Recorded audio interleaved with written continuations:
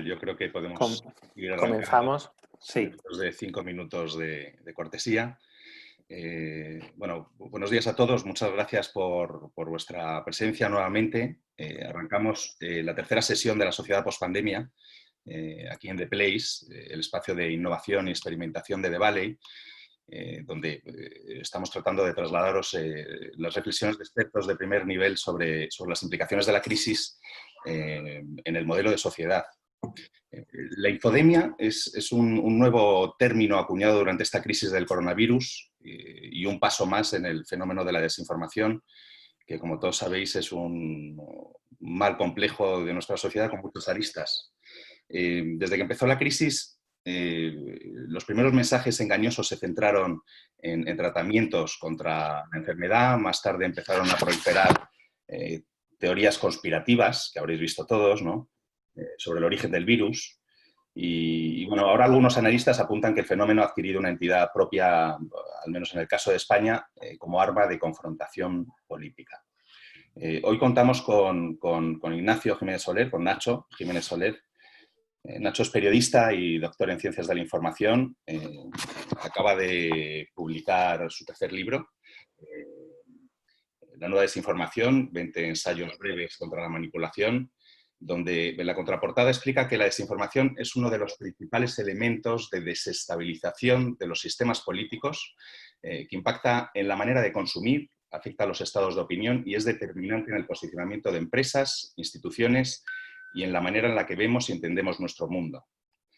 Un libro que os recomiendo, muy interesante, más ahora con este fenómeno en plena actualidad. Nacho es director general de comunicación de Endesa. Durante los últimos 15 años ha desempeñado su carrera profesional como director de estrategia de comunicación y marketing con proyección global, en algunos casos en empresas multinacionales como Liberty, BBVA o Telefónica. Y es un honor tenerte aquí, Nacho. Muchas gracias por participar en este encuentro. Gracias a ti, José, y gracias a The Valley y The Place por esta iniciativa, y encantado de saludaros a todos, y gracias a todos los que os habéis conectado para acompañarnos y seguirnos en este ratito y poder charlar sobre estos asuntos que José ha comentado al principio.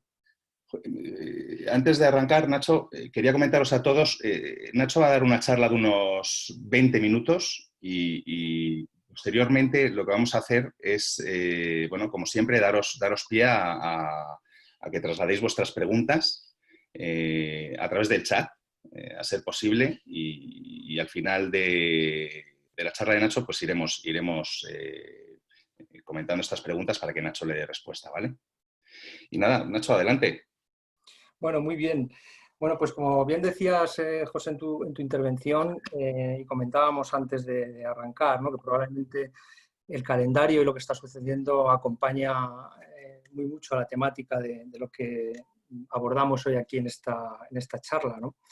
Voy a dedicar unos minutos a hacer a desplegar una tesis, ¿no?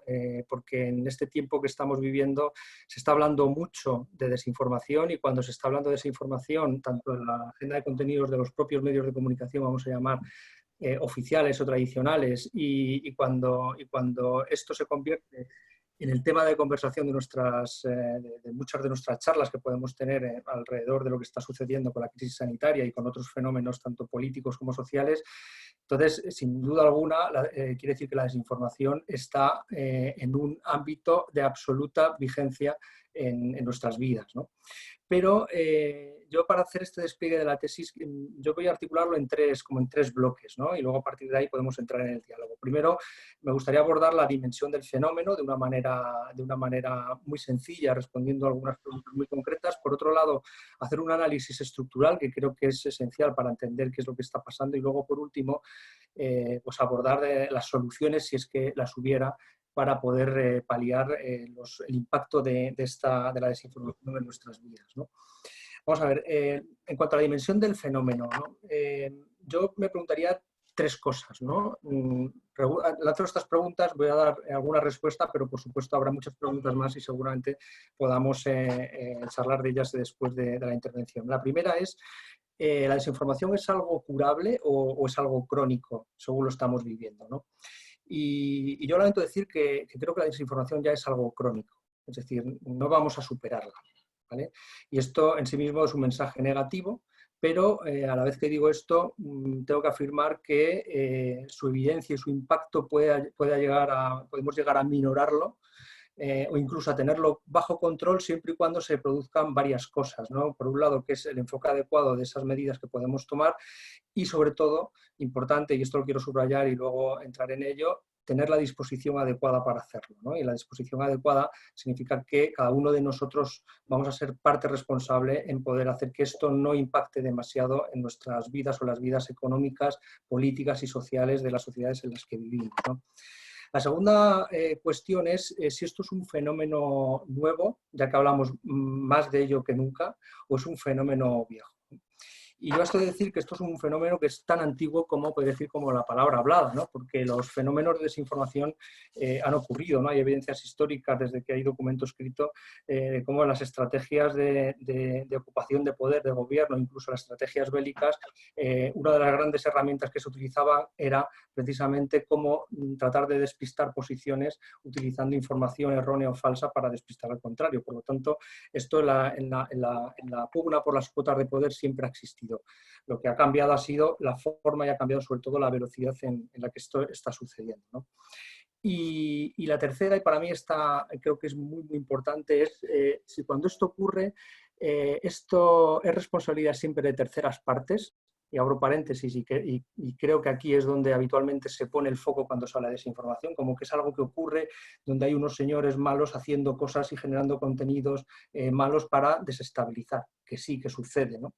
Pero esta responsabilidad no es única, es una corresponsabilidad dentro de toda la cadena de valor del proceso de comunicación. Y hablaré de este asunto ahora mismo también, ¿no?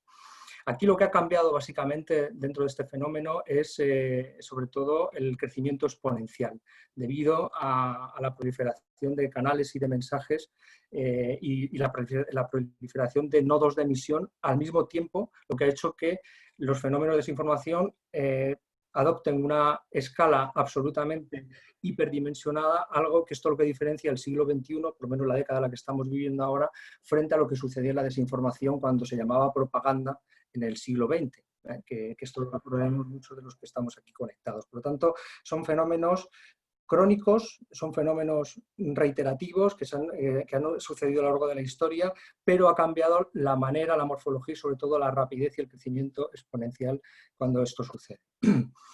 Pero yo creo que aquí, esto como primer punto. Como segundo punto, importante hacer un abordaje estructural de lo que está sucediendo.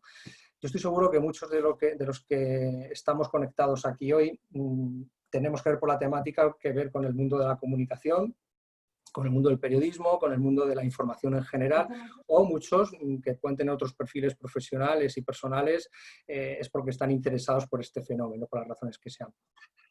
Cuando estudias comunicación normalmente hay una premisa muy básica que la damos todos por hecho, ¿no? Pero que no por eso deja de ser importante, ¿no? La estructura de comunicación es muy sencillita, ¿no? Siempre hay un emisor, siempre hay un canal por el que discurren los mensajes y siempre hay un receptor o unos receptores que terminan el ciclo. La diferencia entre la comunicación, vamos a llamar unidireccional del inicio, o cuando solamente eran punto a punto frente a lo que está sucediendo, es la multiconexión, ¿no?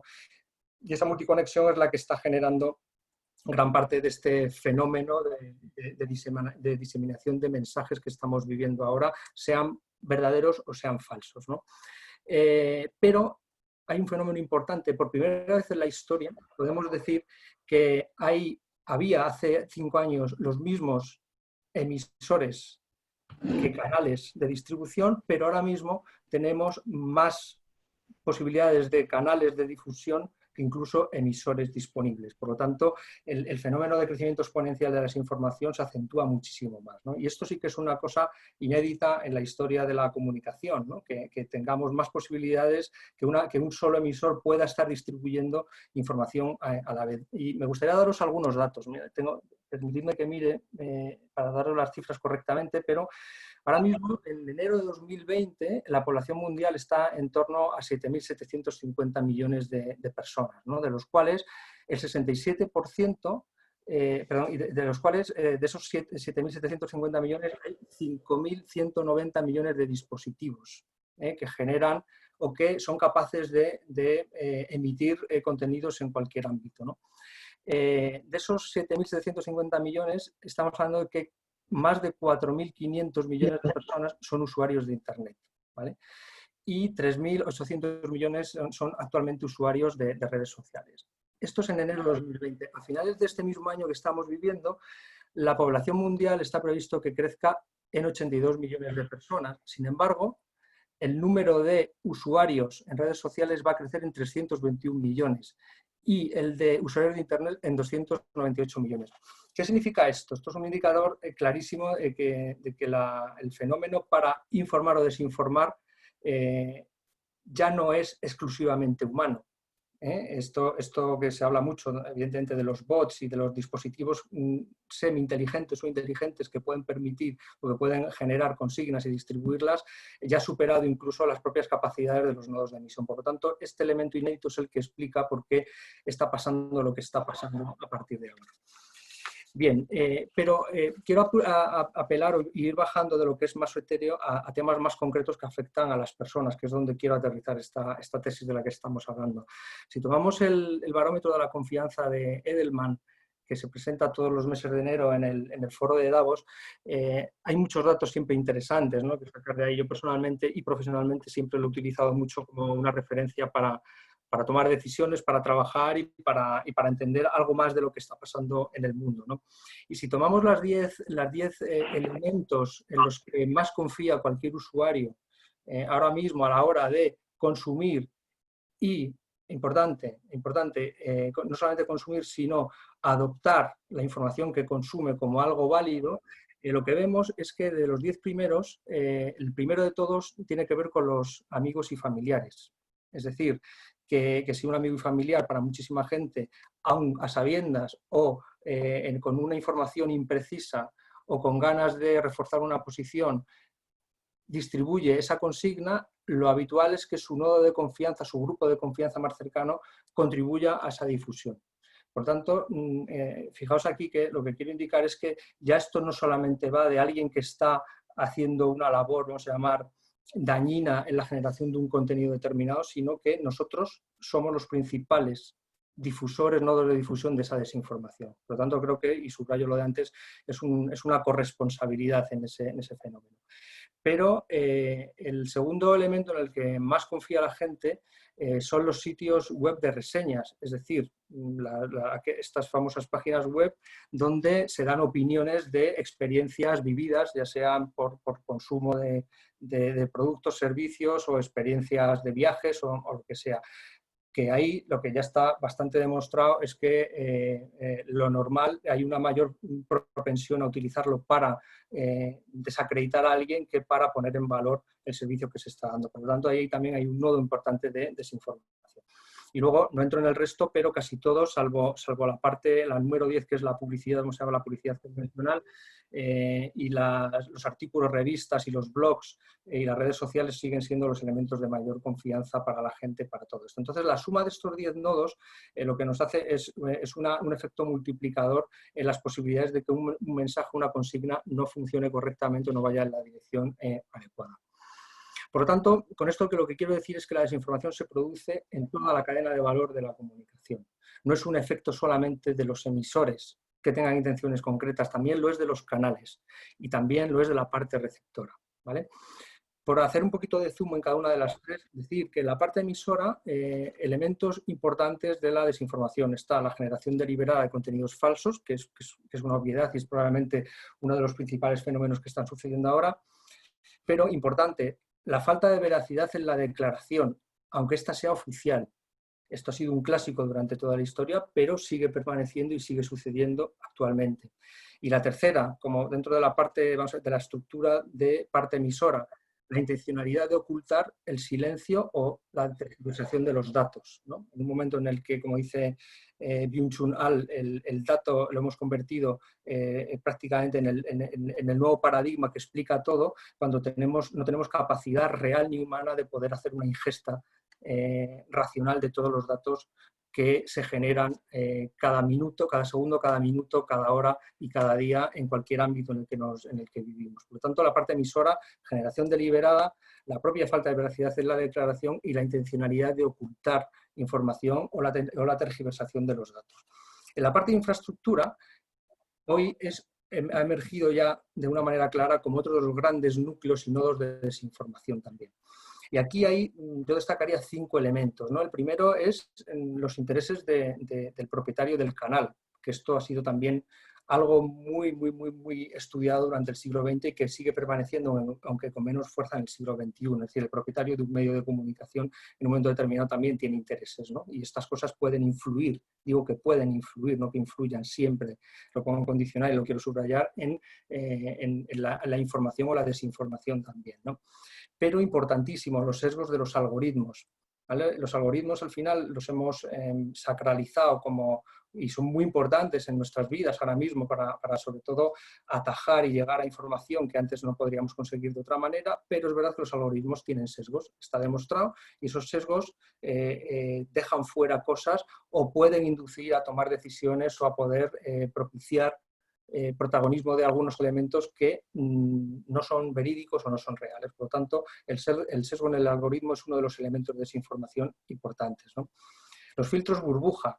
Los filtros burbuja como ese espectro condicionado en el que cuando entramos en un mundo digital tenemos la sensación de absoluta libertad y que el control está en nuestras manos, pero la realidad es lo que estamos viendo es un mundo bastante poco ampliado muchas veces porque estamos viendo lo que una vez los propietarios del canal quieren que veamos, ¿no? Y si no hacemos un esfuerzo de saltarnos ese filtro burbuja, es muy difícil, que nos estamos perdiendo muchas cosas que podrían ser interesantes o que podrían ayudarnos a calibrar el enfoque de algunos temas, ¿no?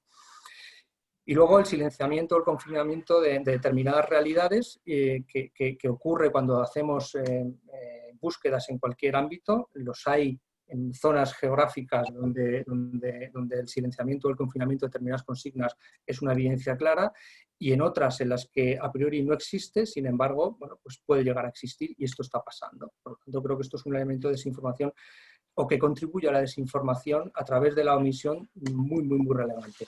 Y luego, un quinto elemento dentro de la infraestructura, que es el propio ruido del entorno.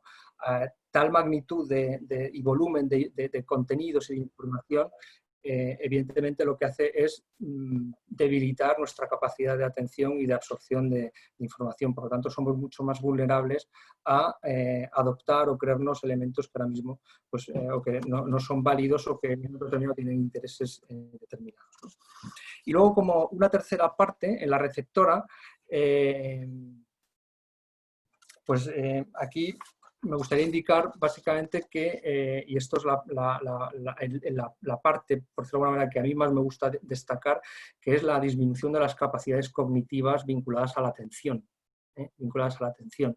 Esto ya lo adelantó Nicolas Carr en su libro Superficiales en el año 2010. Se adelantó, yo creo que 4 o 5 años al fenómeno que está sucediendo ahora, que son nuestras capacidades, nuestro slot de atención cada vez es más reducido, por lo tanto es más difícil atender con tiempo de calidad para entender determinadas cosas que están sucediendo en el mundo. Y esto estoy convencido que cualquiera a nivel personal lo está notando, la capacidad de concentración, de coger un papel o una pantalla y leer un texto seguido durante más de 10 minutos con máxima atención. Es cada vez una misión más difícil. Por lo tanto, esto también está influyendo. Pero hay un segundo punto dentro de la infraestructura receptora que tiene que ver con el desplome que estamos sufriendo de la disposición a asimilar información. Esto está motivado sobre todo por la explosión de los formatos cortos y efímeros y fungibles que lo que hacen es espolear la opinión sin más, pero en ningún caso ayudan a forjar criterios sobre las cosas, ¿no? Y el tercer punto, que no por ello menos importante, y para mí es el más valioso de todos, es la carencia del esfuerzo y del estrechamiento perceptivo derivado de las propias elecciones personales, que normalmente cada uno de nosotros buscamos reforzar nuestras posiciones propias. Por eso leemos o buscamos con mayor interés y con mayor ahínco aquello que refuerza nuestras posiciones y evitamos o tratamos de apartar o incluso de denostar aquello que no refuerza nuestras posiciones porque va contra nuestros intereses o nuestra ideología o lo que toque, ¿no? Por lo tanto, este es, más o menos es la realidad, pero no quiero dejar de, llegados a este punto, de hacer una pequeña alusión al fenómeno de los fact-checkers, ¿no? que seguro que también se está hablando mucho de ellos últimamente en los últimos días. Yo creo que el fact-checker es una iniciativa que a priori y por su naturaleza es buena y necesaria porque puede ser un elemento paliativo importante para la desinformación, pero yo dejaría 3 o 4 alertas, por lo menos para considerar, ¿no? Me ha gustado mucho la iniciativa del Instituto Pointer, ¿no? De tratar de aglutinar a todos los fact-checkers que están saliendo alrededor del mundo, ¿no? Pues para ver si realmente aquí hay un fenómeno que bien articulado puede ayudarnos a contener el aluvión de desinformación que estamos viviendo. Pero los fact-checkers son una buena iniciativa para paliar el efecto de la información, pero ojo, observemos y entendamos a qué órbita pertenecen, ¿vale? Un fact-checker debería ser completamente independiente y es inadmisible, bajo mi humilde punto de vista, que un fact-checker tenga etiqueta, vamos a llamar, ideológica, etiqueta política o etiqueta mediática, porque esto lo que hace es simplemente se convierte en un brazo armado, si eso ocurre, del grupo o de la corriente a la que representa. Por lo tanto, no está desarrollando su labor de verificación con un interés completamente altruista y de defensa de la sociedad como debería ser, ¿no? Pero llegados a este punto también a mí me gusta siempre recordar el papel de los científicos sociales, ¿no? Se habla mucho de ciencia, de la ciencia, de los científicos a secas, ¿no? Pero los científicos sociales los ha habido, los hay y siguen haciendo un trabajo realmente extraordinario para que nos ayude a entender fenómenos políticos, sociológicos que estamos viviendo ahora y que hemos vivido sobre todo durante la época masiva y del siglo XX. Y en esta situación de desinformación, con este fenómeno creciente que vamos viviendo, me gusta mucho traer a colación a Emil Noel Neumann, ¿no? Que fue la que acuñó el término de la espiral de silencio, porque precisamente es ahí, en la espiral de silencio, algo que identificó ella en el siglo XX, algo que sigue sucediendo con mayor intensidad ahora mismo en el siglo XXI. Y si yo he de decir que en este entorno de absoluto ruido, este entorno de escalada de consignas, sean verídicas o no, si hay un sitio donde al final normalmente habita el criterio y no tanto la opinión, suele estar en la voz de muchas minoritarias o las que están más solapadas. Es decir, hay que mirar al silencio, precisamente este que ilustró e identificó Emil Noel Neumann, porque lo que sus experimentos terminaron de acuñar es que al final las tesis normalmente mejor fundadas suelen ser sepultadas por la espiral de opinión. Pero cuando pasa el tiempo y esa espiral de opinión se va retirando, va perdiendo fuerza, terminamos asumiendo que el criterio, es decir, aquello que estaba solapado por el silencio normalmente, adopta fuerza y se consolida. Por lo tanto, hay esperanza, ¿no? Yo con esto quiero dar un mensaje de esperanza de que las cosas pueden funcionar bien, ¿no? Y por último, el tercer bloque, que es el de las soluciones, si es que las hay, ¿no? Antes de pasar al turno de preguntas, para mí, yo destacaría aquí 4 puntos, ¿no? Y son 4 puntos, algunos que dependen de nosotros y otros no. El primero, sobre todo, es el abordaje que tenemos que hacer con esto, es el relativismo. Mi recomendación en todo esto, siendo muy complicado, es que cada vez que consumimos información del tipo que sea, la veamos no con la emoción, sino con un prisma, un filtro de relativismo, porque puede que tenga, de hecho casi siempre tiene, algún sesgo o algún interés. Por lo tanto, el relativismo creo que es una buena herramienta para por lo menos no vernos demasiado impactados en esto y empezar a minorar una parte del efecto que puede generar en nosotros la desinformación. El segundo es desconfiar de la solución si esta viene de algún nodo de interés, algún nodo de interés. El tercero, no abrazar la tecnología como un placebo. Es decir, la tecnología tiene que ayudarnos a identificar, y de hecho ya hay algunas iniciativas en este sentido, identificar el deepfake, identificar cómo se están generando conversaciones organizadas con intereses muy concretos, etc. La tecnología nos tiene que ayudar para eso, porque ahí sí que vamos a poder identificar que hay intereses detrás de cualquier consigna. Sin embargo, no pensemos que por el mero hecho de estar accediendo a algo a través de una pantalla y tener esa sensación de libertad, la tecnología lo que nos está haciendo es generando un efecto placebo que nos va a impactar negativamente en nuestra configuración del mundo y vamos a ser muy vulnerables a la manipulación, ¿no? Y luego el cuarto último punto, como decía Ignacio Ramonet, en el año 95 decía, para estar bien informado hay que hacer un grandísimo esfuerzo.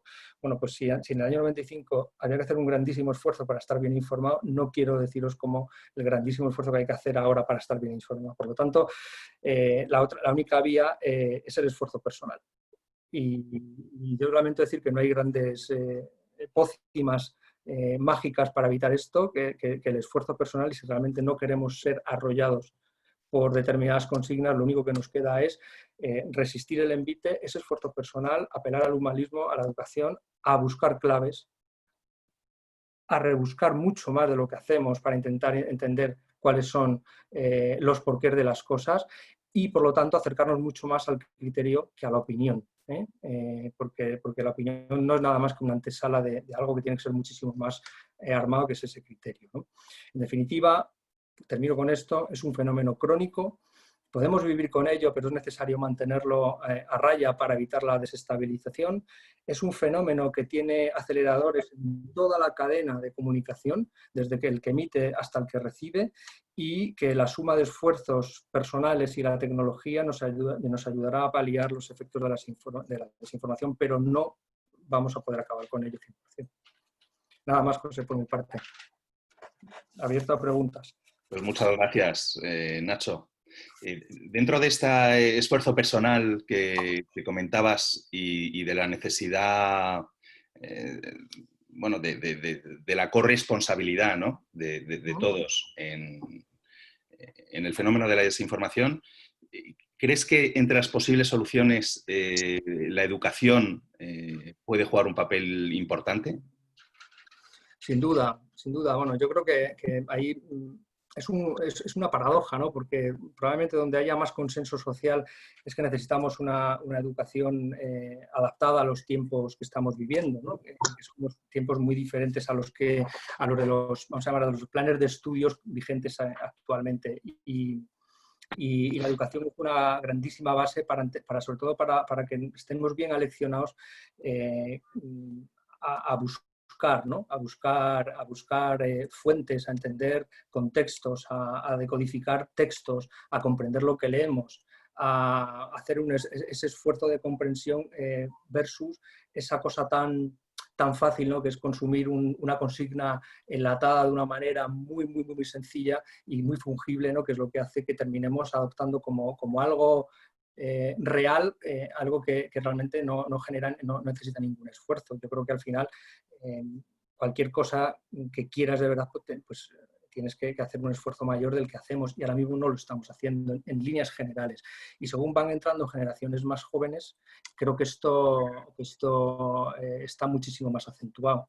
Nosotros, vamos a llamar, me meto yo en eso, ¿no? Somos una generación puente, ¿no? Que nacimos y nos hemos educado, vamos a llamar, en el mundo analógico y durante nuestros primeros pasos de la vida profesional nos hemos ido digitalizando, pero tenemos una especie todavía de dicotomía cognitiva que nos permite a lo mejor entender que ese esfuerzo por buscar cosas lo podemos y lo debemos hacer, pero creo que esas consignas no están ahora mismo en los planes de estudio actuales. Por lo tanto, yo creo que la educación debe de tener un rol muy, muy específico y muy claro en paliar el fenómeno de la desinformación. Sí.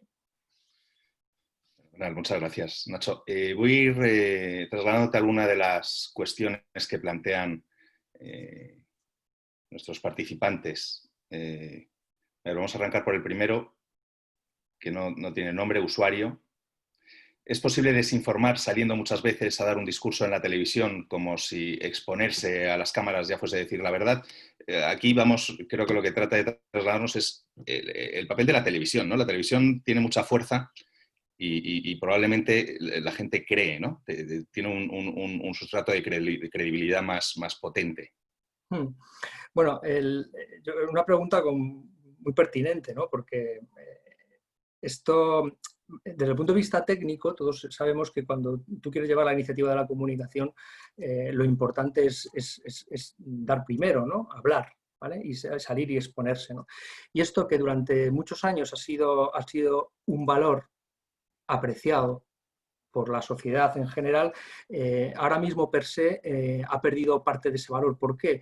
Porque esas apariciones públicas constantes que pueda haber a través de la televisión o cualquier medio de comunicación tienen que ir seguidas por un efecto de contraste absoluto de esa información que tú estás dando. Es decir, si yo me expongo en la televisión y digo algo, pero no puedes hacer el check de la veracidad de lo que estás diciendo de manera inmediata, se te vuelve en contra. Por lo tanto, sí aparecer, pero con un compromiso o con un esfuerzo adicional por parte, en este caso, del emisor, que tiene que ser, voy a aparecer, voy a llevar la iniciativa, pero todo lo que diga tiene que ser verificable y casi en tiempo real, porque ahora mismo vivimos en una sociedad y las posibilidades nos permiten comprobar con mucha rapidez si esto que se está diciendo es cierto o no. Y si no es cierto, ese efecto de proactividad se te vuelve en contra. Fenomenal, muchas gracias. Antonio Cobo pregunta qué opina sobre la polémica actual acerca del control del gobierno de la información. Aquí me gustaría hacer una acotación para leeros a todos la pregunta del CIS, aunque entiendo que la mayoría estáis al corriente, pero para aquellos que no lo estéis, el CIS preguntaba la semana pasada en su encuesta periódica, ¿cree usted que en estos momentos habría que prohibir la difusión de bulos e informaciones engañosas y poco fundamentadas por las redes y los medios de comunicación social, remitiendo toda la información sobre la pandemia a fuentes oficiales, o cree que hay que mantener libertad total para la difusión de noticias e informaciones? ¿Qué opinas al respecto, Nacho?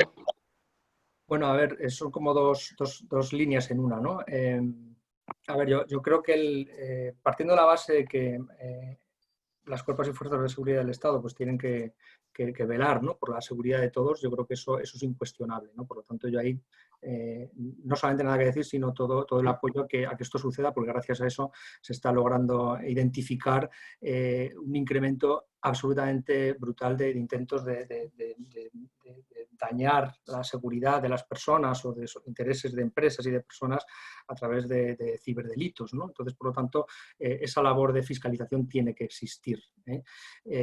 Yo creo que el que se utilicen preguntas de centros oficiales y demás y que luego en función de las respuestas se pueda utilizar eso de una manera o de otra, yo creo que no es de verdad, no es nada, desgraciadamente no es nada nuevo que descubramos ahora mismo, ¿no? Una vez más, yo insisto en mirar siempre a la historia y vamos a ver casos donde ha habido, bueno, pues, intentos de buscar, vamos a llamar, justificaciones públicas a determinadas actuaciones, ¿no? Es decir, yo no me sorprendo de esto. Esto está pasando y va a seguir pasando, desgraciadamente, en muchos ámbitos, ¿no? Ahora bien, yo vuelvo un poco a la tesis de antes. Depende de si nos rasgamos las vestiduras porque alguien formula la pregunta de una determinada manera o si los resultados salen de una determinada manera. Aquí lo importante es entender y hagamos el esfuerzo de ir a ese origen de ese cuestionario. Yo he tenido la oportunidad de contrastar con algunos colegas que se dedican a las métricas y a la medición y algunos han criticado la fórmula y otros la han apoyado. Por lo tanto, no soy sociólogo, no podría emitir una opinión al respecto, pero lo que sí que puedo constatar y he tratado de hacer ese esfuerzo es que hay posiciones donde valoran positivamente esa iniciativa y otros que no. Entonces yo creo que cada uno saque sus conclusiones. Yo aquí no me voy a mojar. Fenomenal, Nacho. Muchas gracias. Tanto Mendy como Ana Sarasola preguntan, ante tal panorama de desinformación, ¿no? ¿Cómo es posible estar informado teniendo una falta de información veraz en los medios de información? ¿Cómo te informas tú, por ejemplo? ¿Qué criterios sigues? Bueno, yo Te recurres, vamos, básicamente. intento aplicar un poco esos 4 puntos que he comentado antes, ¿no? Primero, el relativismo, ¿no? Yo si me siento a ver un informativo, lo hago de manera primero voluntaria, ¿no? Y, por supuesto, el trabajo que hacen muchos compañeros de los medios del mundo del periodismo es un trabajo absolutamente espectacular y buenísimo, ¿no? Pero es verdad que también se equivoca muchas veces. Yo trato de huir de aquellos que se convierten de entrada en adalides de la verdad, ¿no? O sea, dicho eso, cada uno hace su trabajo y tú tienes que, como receptor, entender si eso que te están diciendo, si te interesa mucho o consideras que tienes alguna duda, oye, pues tienes que ir a fuentes alternativas. O sea, ya lo que voy es que yo puedo leer un periódico o ver un informativo, pero pues lo hago por mi trabajo y lo hago como usuario, como ciudadano normal y corriente, pero en los asuntos donde quiero forjarme un criterio propio, no me limito a leer solamente eso. Claro. No me limito a leer solamente eso. Por lo tanto, yo lo que hago aquí, como informo, pues busco fuentes alternativas siempre. Trato de hablar como he comentado el caso anterior, con gente que se dedica también a eso, que son profesionales de eso, para tratar de buscar acuñar un criterio propio, ¿no? Que no quiero decir que sea válido, pero por lo menos no quedarme con la primera consigna que llega o que entra de un determinado medio de comunicación o de una persona que tiene una capacidad de prescripción importante, que también es un nodo de información ahora mismo cada vez creciente, ¿no? Gente que tiene blogs propios, que ha desintermediado a los medios y que ya contacta directamente con la audiencia final y que son gente con profesionales que tienen un criterio bastante contrastado. Por lo tanto, es una manera muy interesante también de asimilar conceptos que no vienen solamente por la jerarquía que nos dan los medios. Por lo tanto, yo creo que la combinación de fuentes es lo más adecuado. Una vez más, hacer un gran esfuerzo para estar informados. Muy bien. Armando nos pregunta, que esto es un tema interesante, ¿no? La responsabilidad de las plataformas y las redes sociales en esta cadena, ¿no? Explica Armando que son entidades privadas con ánimo de lucro. No deberían ser estas entidades las que protocolizaran manuales de ética y velar por la veracidad del contenido. ¿No habrá sido un error de los entes públicos el que se hayan acostumbrado a comunicar a través de estas plataformas privadas? ¿Sería una solución que hubiese plataformas de comunicación públicas? Yo creo que la solución no pasa por lo público o lo privado, pasa por la honestidad con la que los propietarios, los propios usuarios trabajan sobre ella. A mí no me garantiza mayor ecuanimidad una plataforma pública que una privada a priori. Al final va a depender del uso que esos propietarios le den a esa plataforma. Lo que estaba, hay casos bastante ilustrados, ¿no? Lo vivimos, por ejemplo, en el caso de las elecciones famosas de Donald Trump, ¿no? Los sesgos de búsquedas cuando alguien empezaba a teclear cualquier palabra clave como W, ¿no? En el watch, en inglés, ¿no? Y ya de manera automática aparecían determinados conceptos de búsqueda en torno a Donald Trump. Esto lo ilustró una investigadora y escribió un artículo en el Financial Times al que hago alusión en el libro que os enseñé al principio, que es una especie de evolución del gerrymandering effect, ¿no? De las elecciones, de las circunscripciones estatales en Estados Unidos llevado al mundo de la tecnología. Por lo tanto, claro, efectivamente eso está pasando y es una plataforma, vamos a llamar, de tenencia privada, pero sabemos y conocemos casos de plataformas de tenencia pública en otras zonas del planeta donde la libertad tampoco existe 100%, ¿no? Y existe la censura, de hecho. Por lo tanto, a mí que sea pública o privada no creo que dé el visé de credibilidad o de veracidad a las cosas. Insisto que aquí esto es, una vez más, hay que partir de la base de que probablemente no sea 100% veraz o no sea nada puro 100%. Por lo tanto, tenemos que aplicar ese filtro relativista y tenemos que aplicar el esfuerzo personal para poder llegar a una conclusión más o menos equilibrada de las cosas. Gracias, Nacho. Mira, tenemos otra pregunta de Vittorio Gerosa. ¿No crees que en un momento de fake hay que hacer hincapié en los facts, en los hechos? Entonces, en revistas científicas, journals académicos o entrevistas a gente que antes que difusores de información son expertos en una disciplina, tema o sector.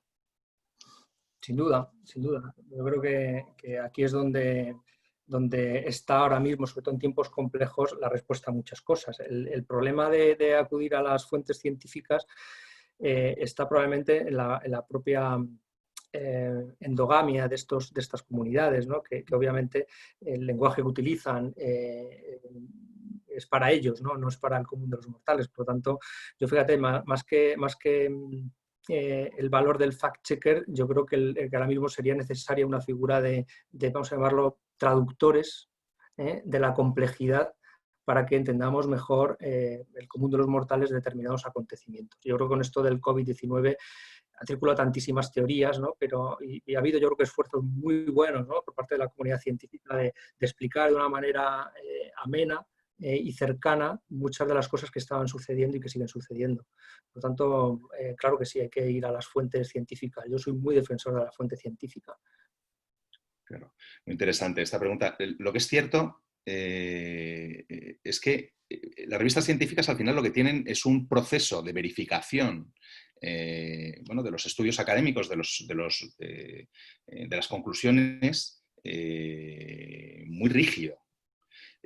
¿No crees que a lo mejor los medios de comunicación cobrarían aún mayor valor si tuvieran unas dinámicas de trabajo en este sentido más férreas, ¿no? El New York Times, por ejemplo, tiene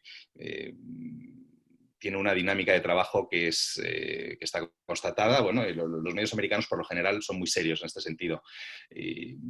Probablemente también sea, por otro lado, Nacho, un problema de falta de conocimiento de la gente sobre los pasos de verificación que da un periodista a la hora de contar una noticia, ¿no?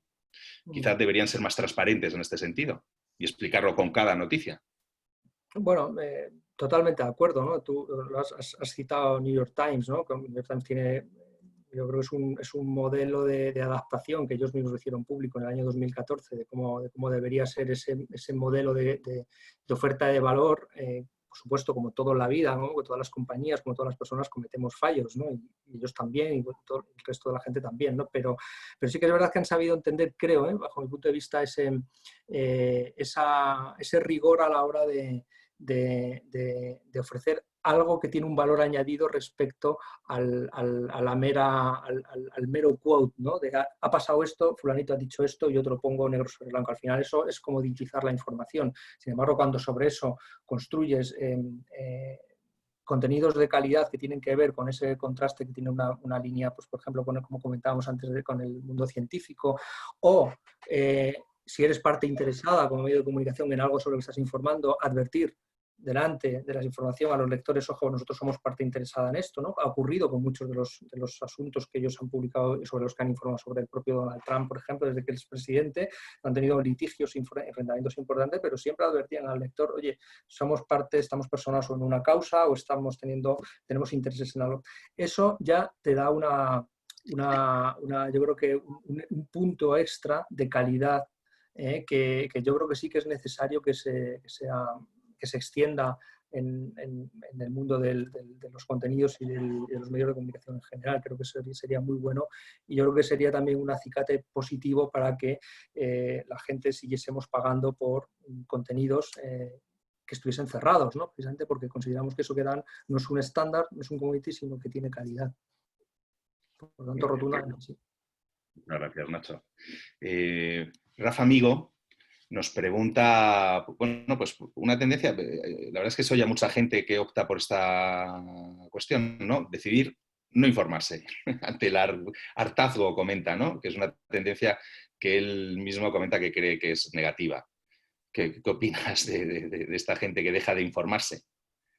Bueno, pues me parece una medida muy natural, de defensa muy natural, pero a mí cuando eso pasa, y que creo que se está pasando a mucha gente también, a mí me lleva a pensar en lo que está sucediendo una vez más, ¿no? Es decir, si alguien está harto de esto, ¿qué está fallando? ¿No? Y están fallando, las respuestas están fallando muchas cosas, están fallando una vez más, volviendo a la intervención, cosas muy importantes en la estructura de los emisores, están pasando cosas muy importantes y muy serias en la parte de la infraestructura de los canales de difusión, sean tecnológicos o sean tradicionales, y está pasando una cosa muy importante en el otro lado, que es el hartazgo de eso, ¿no? Por parte de los receptores. Pero insisto, yo no creo que eso es una opción vital, pero no creo que sea la solución al problema, ni mucho menos.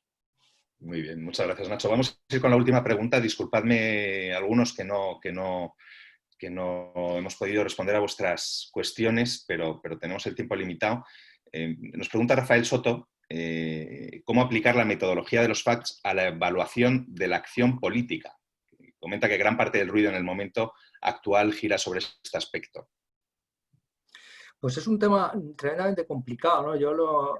Sin desvelar con quién, pero yo recuerdo que después de los debates electorales de las penúltimas elecciones, no de las últimas, sino de las penúltimas, que pues, pude, esa persona con la que estuve hablando y yo estuvimos viendo cómo había sido el procedimiento de chequeo de algunas de las declaraciones y aseveraciones que hacían en directo los candidatos y cómo los fact-checkers que estaban ahí haciendo ese trabajo utilizaban o sondeaban, vamos a llamar, en su repositorio de información para verificar si lo que habían dicho era verídico o no, ¿no? Entonces, y lo que descubrimos no con exentos de asombro es que casi todas o gran parte de esas fuentes donde se sondeaba y se buscaba verificar lo que acababan de decir en directo, eran fuentes que a su vez no estaban verificadas, porque eran algunas de ellas incluso erróneas. Por lo tanto, es un fenómeno muy complicado. Aplicaba, vamos a llamar, al rabioso directo, sobre todo en una declaración en caliente, porque al final tú dices A y resulta que hace 2 años dijiste B, pero ni A ni B es correcto. Por lo tanto, lo correcto era C, que no está publicado en ningún sitio. Por lo tanto, ¿dónde está la verdad de las cosas? Es un fenómeno que nos empuja a tener que relativizar, porque es que es muy complicado llegar a ese origen. Por lo tanto, esto es crónico, insisto, este es el origen y el final. Fenomenal. Bueno, Nacho, muchísimas gracias. Ha sido un placer tenerte aquí hoy con nosotros. Muchísimas gracias también a todos. Hoy he sustituido a Isabel Núñez en la moderación de esta charla. Espero haber estado a la altura. La semana que viene continuaremos el martes 28 con Carlos Bort, que nos hablará de la relación de los datos con la posible solución de la pandemia. Y el miércoles 29 vamos a tener a David Casacuberta, que nos va a hablar de la filosofía en tiempos de coronavirus. Y nada, muchas gracias a todos nuevamente por vuestro interés, especialmente a Nacho por su tiempo. Y como dice Isabel, concluimos una jornada más en The Place donde el futuro ya es presente. Muchas gracias a todos y hasta Gracias. la próxima. Un abrazo. Un Hasta ahora. abrazo. Adiós.